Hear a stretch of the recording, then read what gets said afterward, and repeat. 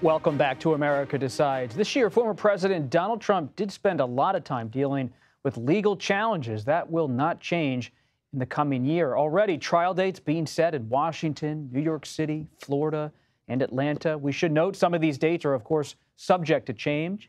James Romoser joins us now. He is the legal editor for Politico. We've been tracking all of this, Jim, and when you track it, what are you paying attention to the most? To me, the biggest trial, based on my reporting, is January 6th, the special counsel. It's a big deal when the special counsel from the Justice Department is coming after you with conspiracy prosecution. But how do you see the whole sprawling scene? Yeah, that's right. I think Trump's legal troubles are only going to escalate in 2024 as the campaign heats up. I think you're right that the federal prosecution over his efforts to subvert the 2020 election and derail the transfer of power on January 6th posed certainly the most urgent legal risks for Trump.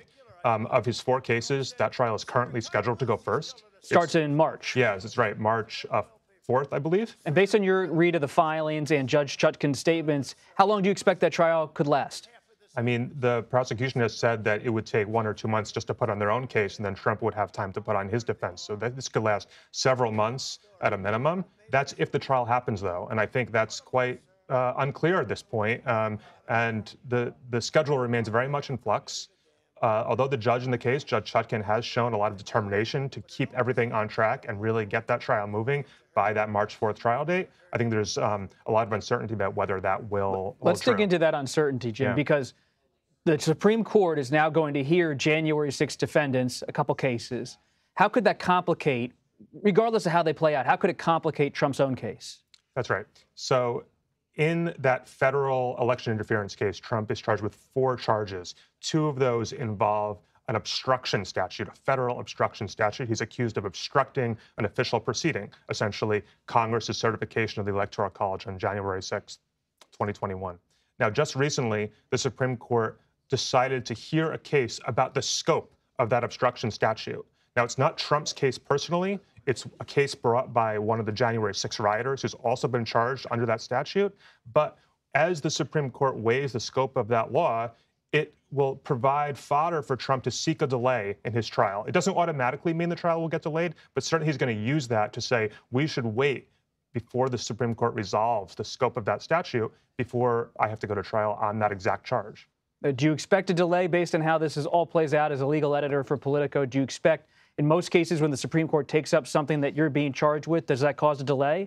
So I think it will depend on what the trial judge does. And I think, as I said, she has shown a determination to get this trial moving. I think there's a separate issue up at the Supreme Court that is more likely to cause a delay. And that's the direct issue of whether Trump is even immune altogether from these charges. And Trump has repeatedly claimed that he has what's called presidential immunity, that anything or virtually anything he did while president, he can't later be criminally charged for that. Now, judges have pretty routinely rejected those sorts of arguments when Trump has made them. However, Trump is continuing to appeal them. And recently, the special counsel Jack Smith has asked the Supreme Court to intervene basically on an emergency basis and resolve that issue definitively and very swiftly once and for all. Well, what needs to be resolved, Jim? Because we all know in Watergate, you had the U.S. versus Nixon, and that dealt with presidential tapes and whether presidents could protect some of the evidence.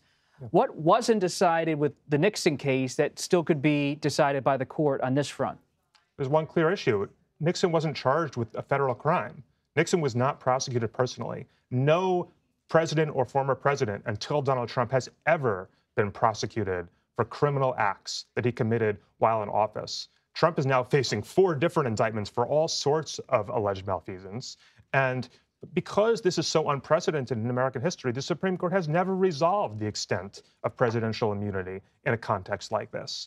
And so the Supreme Court almost certainly will have to resolve this in the first few months of 2024. And depending on how quickly SCOTUS wants to act, will depend on whether, or will determine whether Trump can go to trial by that March 4th trial date that we talked about.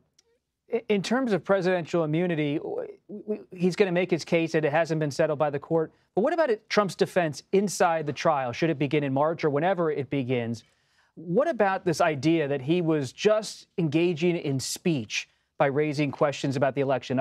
We've all read the prosecutor's case against Trump. that he had criminal intent, they believe, to conspire against the United States to use false claims of election fraud as a cover for some kind of Rube Goldberg project of staying in power. But have we ever seen a case where someone's argued, I'm just engaging in free speech, and escaped a conviction? I mean, because this context is, like I said, so unprecedented, we've never seen, a former president who tried to subvert election results while in office and then was criminally charged for that conduct. It's very difficult to tell. You can't point to prior cases where this has ever come up. I mean, certainly Trump was going to lodge First Amendment defenses. Those types of defenses have been generally rejected because you have robust free speech rights in America, of course, but you can't go as far as inciting an insurrection, inciting violence at a Capitol, and you can't go as far as trying to disenfranchise votes. And what Trump did, according to the special counsel, and there's a lot of evidence that he did, went beyond just simply making general statements about, his beliefs about election fraud, but they crossed a line into direct conduct. Out of all the other cases, what are you watching the most?